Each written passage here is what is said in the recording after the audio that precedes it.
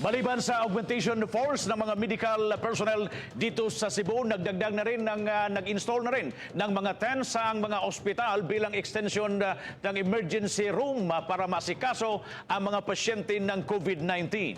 Si Faye Marie Dumabok sa GMA Regional TV, Balitang Bisdak, nakatutok.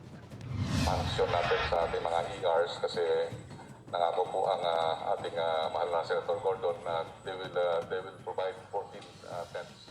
Usa kini sa gipadali sa Kadaguan Center Agency Task Force aron sa pagsulbad sa problema sa mga tambalanan sa Metro Cebu. Ug bisan nagdumili ang mga doktor to the barrios nga temporaryong ma-assign sa mga tambalanan sa Subo.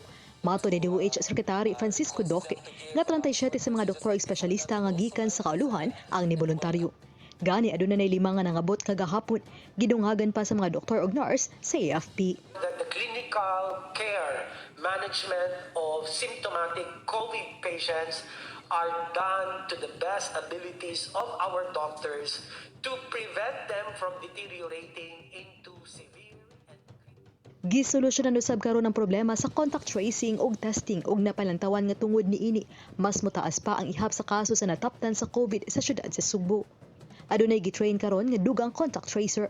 80 contact tracing teams because thank you Department of Health, they have given us additional testing kits. Message to all the Cebuanos, you help us ECQ and Cebu's quarantine. Thank you.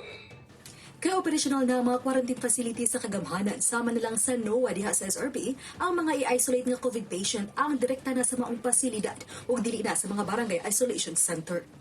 Uban ni Cleofer Lumayag, ako si Faye Marie Dumabok, Balitang Bisdak.